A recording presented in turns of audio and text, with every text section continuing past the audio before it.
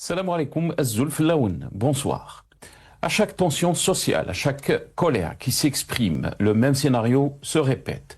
Implacable. Le pouvoir regarde ailleurs, pointe l'étranger et convoque le spectre commode du complot. La dernière sortie de l'APS relayant un communiqué de l'organe national de lutte contre les infractions liées aux technologies de l'information et de la communication s'inscrit pleinement dans cette mécanique usée jusqu'à la corde.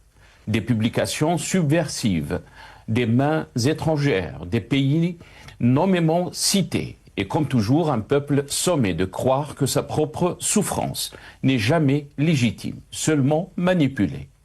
Ce réflexe pavlovien n'est plus une ligne de défense, mais un aveu, l'aveu d'un pouvoir incapable d'entendre la réalité sociale autrement que comme une menace sécuritaire.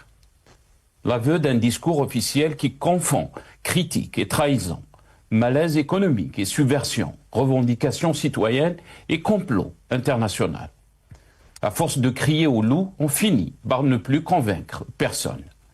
Les commerçants algériens n'ont pas attendu des comptes Facebook basés à l'étranger pour ressentir l'asphyxie fiscale, l'instabilité réglementaire, la chute du pouvoir d'achat et l'absence de visibilité économique. Les transporteurs n'ont pas eu besoin d'agents hostiles pour s'inquiéter d'un code de la route perçu comme punitif. Les citoyens, eux, n'ont pas besoin d'injonctions venues de l'extérieur pour constater chaque jour l'érosion de leur niveau de vie et l'écart grandissant entre le discours officiel et leur quotidien. En criminalisant systématiquement la colère sociale, le pouvoir ne la désamorce pas, il la radicalise. Plus grave encore, cette rhétorique du complot permanent agit comme un poison lent sur la confiance collective. Car à force de nier les causes internes des crises, à force de substituer l'ennemi extérieur à l'autocritique, l'État se coupe de sa base sociale.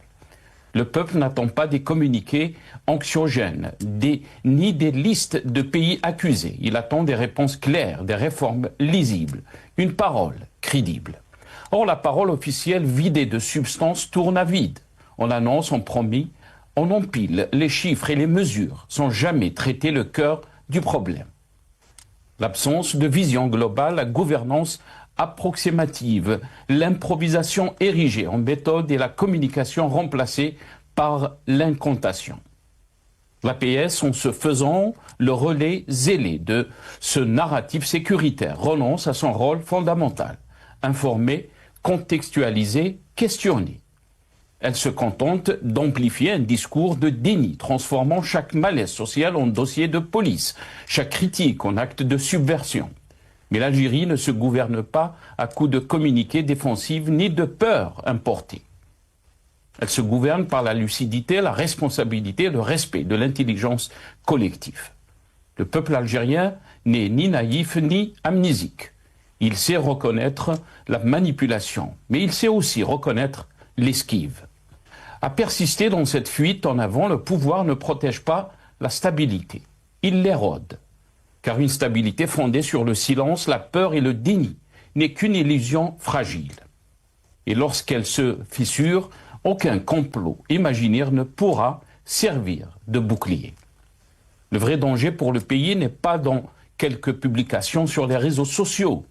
Il réside dans l'entêtement à refuser le diagnostic, dans la médiocrité assumée de la réponse politique et dans un discours officiel de plus en plus déconnecté des attentes réelles du peuple algérien.